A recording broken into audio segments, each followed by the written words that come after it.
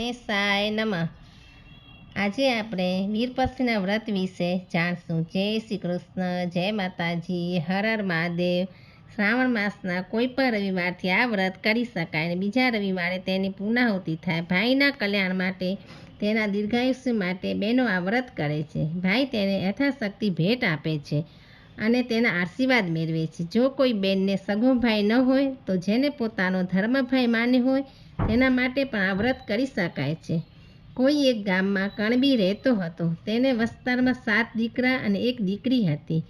એ 7 ભાઈઓ અને બેન પરણેલા હતા। બેનના સાસરીમાં કંકાસ થવાથી તે પોતાના નસીબનો વાંક કાઢતી પિયરમાં ભાઈઓ સાથે રહેતી હતી। 7 ભાઈઓમાંથી સૌથી નાનો ભાઈ ખૂબ ભલો હતો, જ્યારે બાકીના 6 ભાઈઓ કપટી અને ધૂર્ત હતા। આથી તેઓ જુદા રહેતા હતા। નાના ભાઈ સાથે ડોશીમાં રહેતા હતા। બેન પણ નાના ભાઈ સાથે રહેતી હતી। નાના ભાઈને ગામમાં એક નાની દુકાન કરી હતી। આથી માંડ એ લોકોનું પૂરું થતું હતું। જ્યારે મોટા ભાઈઓ છરકપટ કરી ખૂબ પૈસા બનાવીને બેસી ગયા હતા। નાનો ભાઈ જેમ તેમ પોતાનું ગાડું ગબરાવે જતો હતો। આથી બેનને થયું કે લાવ હું કાંઈ કામ કરીને નાના ભાઈને મદદ કરું। તે કામ માંગવા મોટા ભાઈઓ પાસે ગઈ। ત્યારે અભિમાનથી છકી ગયેલી તેની ભાભીઓએ કહ્યું, નરનમાં, તમારાથી થાય તો ઢોર ચારવાનું કામ કરો। બિચારી બેનને તો કામ જોઈતું હતું, આથી તેણે ઢોર ચારવાનું કામ સ્વીકારી લીધું। સાંજે ઘેર જતી વખતે ભાભીઓ જે કાંઈ વધ્યું ઘટ્યું ખાવાનું આપે તે ઘેર લઈ જઈને વેચીને ખાઈ લેતા। એક વખત તે ઢોર ચારી રહેતી, ત્યાં કેટલીક છોકરીઓને તે વ્રત કરતું જોયું, એટલે તેણે પૂછ્યું, તમે આ શેનું વ્રત કરો છો? એક છોકરીએ કહ્યું, આજે વીરપસલી છે, અમે વીરપસલીના દોરા લીધા છે। એ દોરો અમે ભાઈના જમણા હાથે બાંધીશું અને ભાઈનો ખોબો ભરાય એટલું અનાજ રાંધીને અમે જમીશું। બહેને કહ્યું, એનાથી શો લાભ થાય? છોકરી કહે, ભાઈ બેનને યથાશક્તિ ભેટ આપે અને બેન ખુશ થઈને ભાઈને આશીર્વાદ આપે, જેથી ભાઈનું આખું વર્ષ સુખ શાંતિમાં પસાર થાય। બહેને પૂછ્યું, આ વ્રત કેવી રીતે કરવાનું? છોકરીઓએ કહ્યું, આ વ્રતમાં દોરાની 8 શેરો લઈ તેની 8 ગાંઠો વારવાની અને 8 દિવસ રોજ સવાર સાંજ દોરાને ધૂપ દેવાનો, એ પછી જ જમી શકાય। 8 દિવસ પૂરા થાય એટલે દોરો પીપળે બાંધી દેવાનો। આમ કહી તેણે 8 દોરા બનાવી આપ્યા અને કહ્યું, આમાંના 7 દોરા તમારા ભાઈઓના કાંડે બાંધજો અને 8મો દોરો 8 દિવસ પછી પીપળે બાંધી દેજો। બહેને હરખભેર એ દોરા લઈ લીધા અને તેમનો આભાર માનીને તે ત્યાંથી ઘેર આવી। માને પોતે આજે વીરપક્ષીનું વ્રત રાખ્યું છે એમ જણાવી ધૂપ દેવા દેવતા રાખવાનું કહ્યું। એવામાં તેની એક ભાભી આવી ચડી અને આ વ્રતની વાત સાંભળી બળી ગઈ। આથી તેણે જતાં જતાં ચૂલામાં પાણી નાખી દેવતાને ઠારી દીધો। બહેને આવીને જોયું તો ચૂલામાં કોઈએ પાણી રેડ્યું હતું। તે મનમાં સમજી ગઈ કે જરૂર આ તેની ભાભીના કારસ્તાન હશે। આથી તેણે ફરી ચૂલો સળગાવ્યો અને દોરાને ધૂપ દઈ પછી જમવા બેઠી। 8 દિવસ સુધી તેણે દોરાને ધૂપ દીધો।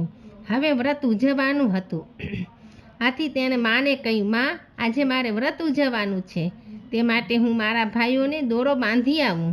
બહેન તો હરખાતી ભાઈઓના ઘેર ગઈ અને દોરા બાંધવા માંડી, પરંતુ ભાભીઓએ છણકા કરી તેમના કાંડામાંથી દોરા કઢાવી નાખ્યા અને નરનને હળધૂત કરીને કાઢી મૂકી। બેન નિરાશ થઈ ઘેર પાછી આવી। એ વખતે નાનો ભાઈ ઘરે હાજર હતો। તેણે હેતથી નાના ભાઈના કાંડે દોરો બાંધ્યો।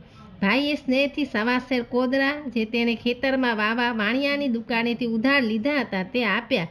સાથે માટીનું એક ઢેફું અને તાંબાનો એક પૈસો આપ્યો। બેને ભાઈના ઓવારણ લેતા કહ્યું, ભાઈ, કોદરા એ મારે મન કમોદ છે, માટીનું ઢેફું એ ઘોર છે અને તાંબાનો પૈસો એ રૂપિયા છે। મારી જાયા ભાઈના પ્રેમ આગળ લાખ રૂપિયા પણ વિસાતમાં નથી, માટે તું ઓછું ન આણીશ। એવામાં એક ચમત્કાર થયો। આંગણામાં પડેલા એક ખાટલા પર તેનો પતિ આવીને બેઠો હતો। ઘણા વર્ષે તે આજે તેને તેડવા આવ્યો હતો। માને થયું કે સાસરે જતી દીકરીને કંઈક આપવું જોઈએ, પણ એની પાસે આપવા જેવું કંઈ પણ ન હતું। આથી તે મોટા દીકરાઓની વહુઓને કહેવા ગઈ।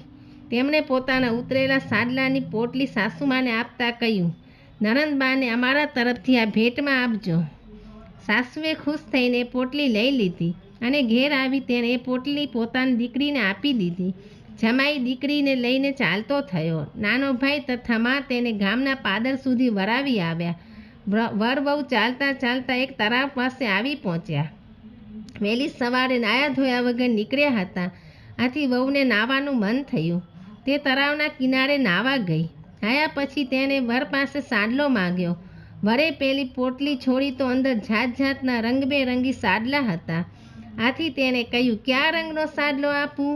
આ સાંભળી વહુ વિચારમાં પડી. તેને થયું, ભાઈએ પોટલીમાં ચીંથરા જેવા સાડલા મૂક્યા હશે, તેથી પોતાનો પતિ આ મસ્કરીમાં બોલતો હશે. પણ ના, તેણે જોયું તો જાત જાતના સાડલા હતા. તે મનમાં સમજી ગઈ કે આ બધો રૂરો પ્રતાપ તેના વ્રતનો હતો. તેણે બીજી પોટલી છોડીને જોયું તો નાના ભાઈએ આપેલો તાંબાનો પૈસો સોનામોર બની ગયો, માટીનો ઘોળ બની ગયો અને કોદરાની કમોદ બની ગઈ. વર તો બિચારો આભો બનીને આ બધું જોઈ રહ્યો હતો, પરંતુ વહુને તેના વ્રતના પ્રભાવની ખબર પડી ગઈ હતી. ત્યાર પછી તેણે વરને સોનામોર આપીને ગામમાં ખાવાનું લેવા મોકલ્યો. એટલામાં ફરી એક ચમત્કાર થયો. તળાવના કિનારે સરસ મજાનું ભવ્ય મકાન બની ગયું. વહુ તો એ મકાનની ત્રીજા માળની બારીમાં શણગાર સજીને પતિની વાટ જોતી ઊભી હતી. થોડી વારે તેનો પતિ આવી પહોંચ્યો અને તળાવના કિનારે આવું આલિશાન મકાન જોઈ વિચારમાં પડી ગયો. ત્યાં ત્રીજા માળની બારીએથી તેની વહુએ બોલાવ્યો અને કહ્યું, સ્વામી, આ બધો રૂરો પ્રતાપ મારા વ્રતનો છે. અંદર આવો, હું જલ્દી રસોઈ કરી નાખું. વહુએ ચૂલો ખોદવા માંડ્યો. જ્યાં તે ખોદવા જાય ત્યાંથી સોનામોર નીકળે. આથી તેણે ધરતી માને પ્રાર્થના કરી કે હે ધરતીમાં, હવે ખમૈયા કરો, ચૂલા વગર હું રાંધીશ શી રીતે? છેવટે તેણે એક જગ્યાએ ખોદ્યું તો ત્યાંથી માટી નીકળી અને ત્યાં ચૂલો બનાવી તેણે રાંધવાની તૈયારી કરવા માંડી.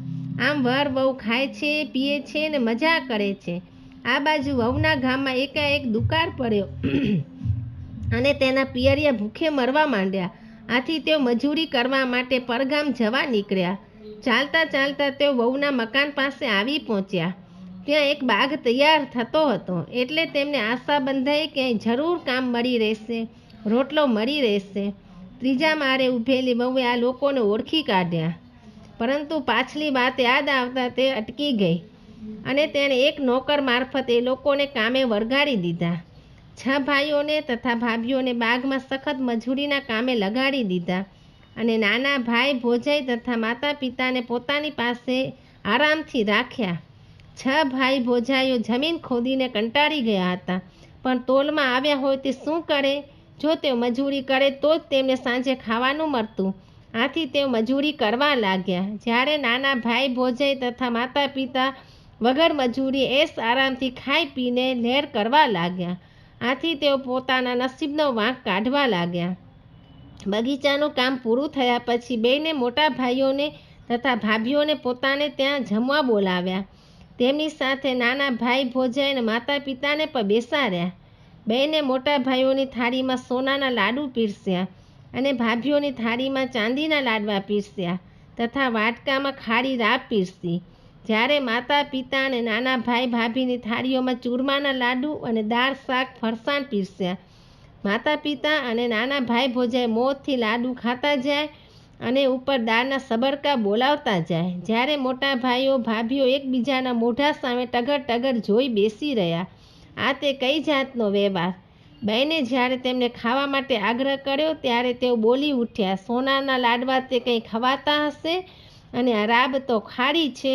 ત્યારે બેને કહ્યું, ભાઈઓ, તમે મને હજુ ઓળખી નથી. હું તમારી એકની એક બેન છું. જ્યારે તમારી પાસે ધન હતું ત્યારે હું તમને ખાડી રાબ જેવી લાગતી હતી. એ વખતે તમને બેન જીવે છે કે મરે છે જોવાની પણ ફુરસદ નહોતી. આ સાંભળી 6 ભાઈઓ ચમકી ગયા. તેમણે બેનને ઓળખી કાઢી અને નીચું જોઈ ગયા. 6 ભાભીઓ પણ નરનને ઓળખી ગઈ અને છોભીલી પડી ચૂપચાપ બેસી રહી. ત્યારબાદ બેને તેમને બધી માંડીને વાત કરી. નાના ભાઈ હેતથી આપેલી વસ્તુઓ પોતાના વ્રતના પ્રતાપે અખૂટ બની ગઈ તથા વીરપક્ષી વ્રતના પ્રતાપે તે ખૂબ સુખી બની ગઈ.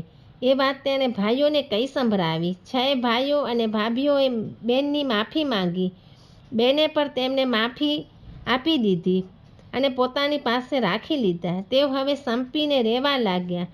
વીરપક્ષી વ્રત જેમ બેનને ફળ્યું તેમ વ્રત કરનાર તથા આ કથા સાંભળનાર, વાંચનાર, વિડીયો જોનાર સૌ કોઈને ફરજો. હર હર મહાદેવ.